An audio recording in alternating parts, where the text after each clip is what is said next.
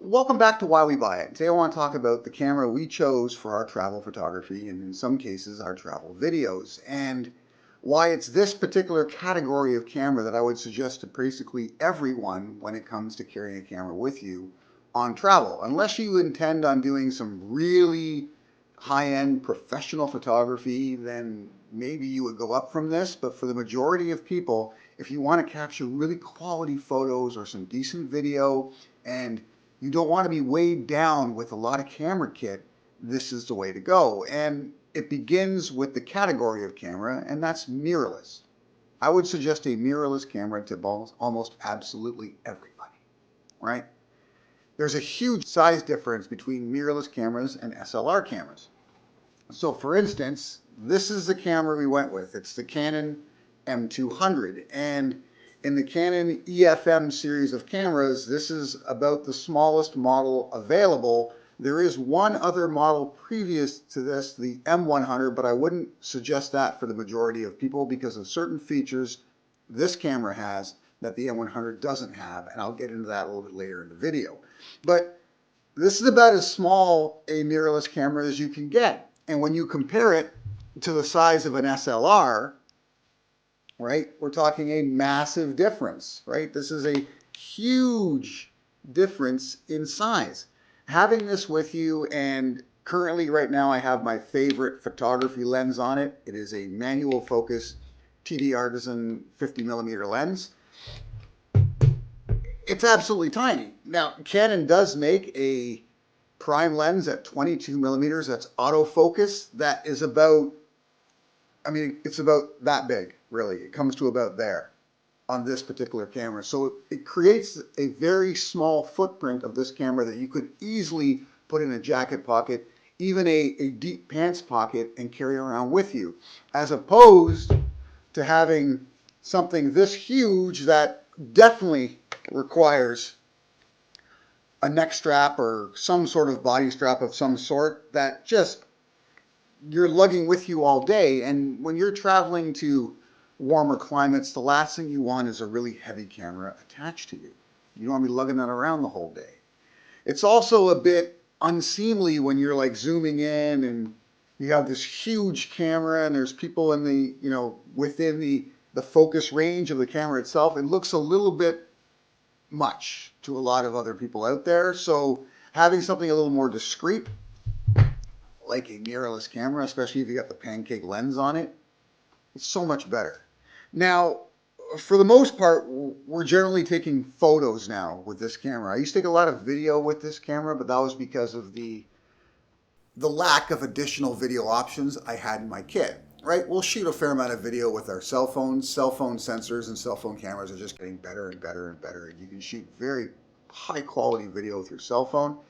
And videos generally don't have to be as perfect as a picture, right? You want photos to be as perfect as possible to capture as much detail as possible. With video, when you've got moving things in the foreground, or your background is so far away that you can't really make out a lot of detail, you don't really need to use a super high-end camera unless it's professional video that you're shooting. But for photos, you can get a far better photo with the right lens on a mirrorless cam like this than you would from your cell phone. So this is my favorite photo lens, right? Again, it's compact, it's inexpensive. The TT Artisan lenses, a lot of them you can find for around $100 Canadian. Okay, this is the 50mm, which gives me a little bit of distance I can capture from, and because we do a lot of cruising, quite often I'll be taking shots from onboard ship, and you want that extra range to get a precise photo. It also gives you a great option for taking close-up, sort of pseudo macro photography that you can do. You can get some fantastic shots with an inexpensive lens like this. Of course, you can spend more money, and that's always an option, but I get some fantastic photos with this particular lens, and I'll share a few throughout the video. But it's the size that matters most to me, right? It's the size. It's so portable and easy to carry around, and this has that flip-up screen in case you do want to do a little bit of vlogging with it, you can, right? Or if you're just taking a picture, like Amy and I are taking a portrait of ourselves. We can see how we kind of frame ourselves with that flip up screen. It makes it a little bit easier. There is no eye finder, right? With this particular camera, it's strictly limited to the screen, but because it tilts up, it gives you options to shoot from low angles, from high angles, what have you. So you have some versatility with this particular camera. The EFM format is pretty much discontinued by Canon, which may sound like a negative, but really it isn't, because it means the lenses have come down in price. When you want to add additional lenses to this particular camera, you're looking at spending a lot less money than you would with like a full frame camera, where full frame lenses can cost 10 times as much as the actual camera body when it comes to a APS-C sensor like this. So sure, you're not getting the absolute full frame quality, but most people cannot see a difference when you're attaching the proper lens to your camera body. So you get what you need, and you're spending a lot less for like an EFM body like this than you would for a full frame camera. There are a number of financial benefits to going with a smaller, simpler, but very functional camera like this one versus the full frame equivalent. And the reason I'll get into about why I chose this camera over the M100, why the M200 is to me a significant step up, is number one, this will shoot 4K video, whereas the M100 doesn't. Now, you're only getting 24 frames per second, so you're getting cinematic video, but at least it has that option, right? You have that option. It also has the ability to shoot in vertical video format. Now, you can with any camera, really, but you're not going to get the same sort of autofocus and in-body stabilization and correction that you would get if you didn't have a vertical video option, right? You take a standard camera and you start shooting in vertical video, and if it does not have a vertical video mode, everything sort of gets a little bit messed up in the software of the camera itself. So that's something you got to look at. The one, I'd say, big negative to this camera, the one thing I sort of miss with it is that it doesn't have a mic input, right? You can't just plug in a microphone to this and use it as an all-in-one, film studio. You don't have that option. You have to use, like what I'm doing now, where I have a shotgun mic attached to a digital recorder, and I'll just sync the audio and video later. But that isn't always the best case scenario when you're out about shooting on the run. Now, in those situations, I'll just use a lav mic hooked up to a digital recorder, and that's fine by me. I don't mind syncing up in post, but for people who want the simplest, option available, then purchasing a camera that actually has a mic input and just attaching a microphone to your camera. It's one of the reasons why this doesn't have a hot shoe, because they don't expect you to attach a flash or a shotgun mic or something to the top of this camera because it doesn't have that mic input, right?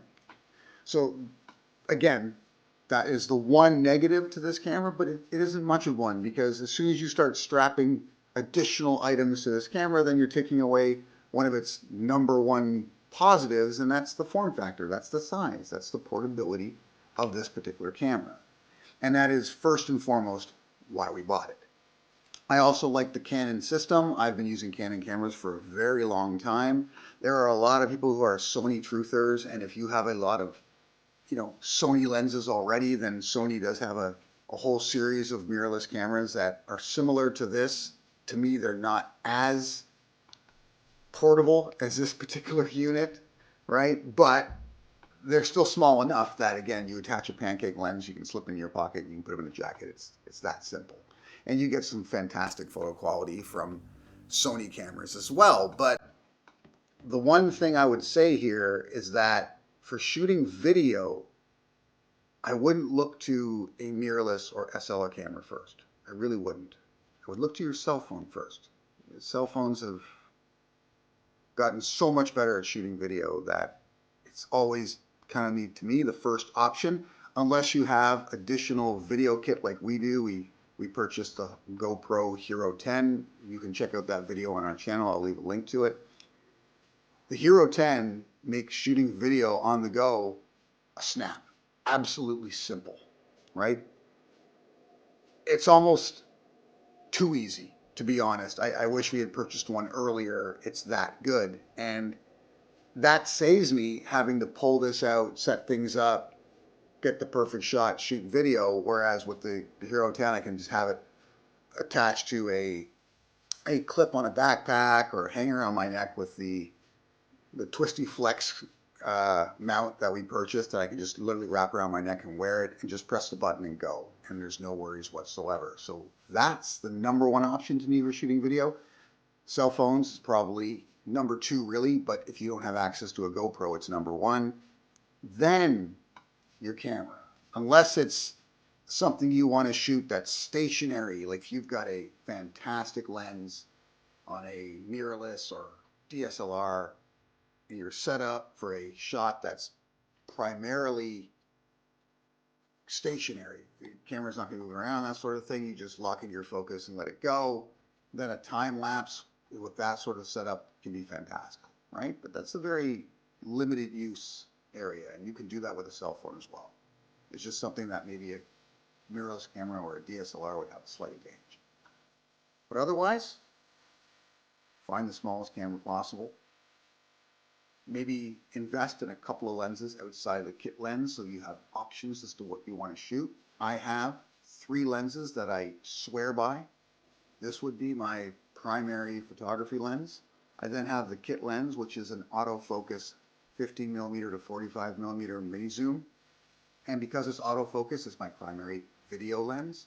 And then I have a long zoom lens, which is a 100 to 300, an old RF body lens that I have the conversion for. It sits like out to here when I attach the camera. I'll show a picture of it.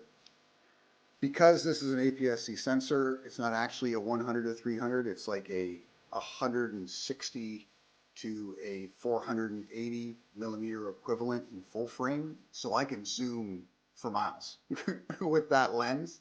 But it does give me an option if I know I'm going to be on a trip where there's a lot of, say, nature photography, or I'll be shooting like in a safari or something where I got to shoot way off to catch like the perfect shot of an animal or something like that. If I'm going to be doing that kind of photography, then that's the lens I'll take with me. Otherwise, it stays in the bag. It's a very limited use lens, but when I do get a chance to use it, I get some fantastic photos with it that I couldn't get with anything else. I definitely couldn't get with a cell phone. So those are the 3 lenses I use. That's it. That's all that's required. And it gives me the flexibility to shoot practically everything, right? And if I want to shoot video, I have the video option with the kit lens. I could invest in a slightly better video quality lens. Sigma makes a series of lenses for the EFM bodies that shoot fantastic video with very good autofocus, but because I'm really not using this camera for video all that often, it's unnecessary. I don't need to make the investment. Let me know what camera you're considering purchasing. Let me know if you've done the whole mirrorless versus DSLR comparison. Do you think full frame is necessary, or is an APS-C sensor like this one good enough? And if you have invested in a camera, which one did you buy and how's it working for you? If you haven't yet, please subscribe to the channel. We'd love to have you on board for some future videos. Click the notification bell. We're trying to grow this channel. It's become a very primary thing for us, passion project, so to speak. And hopefully you've enjoyed the video as much as I have been. Until next time.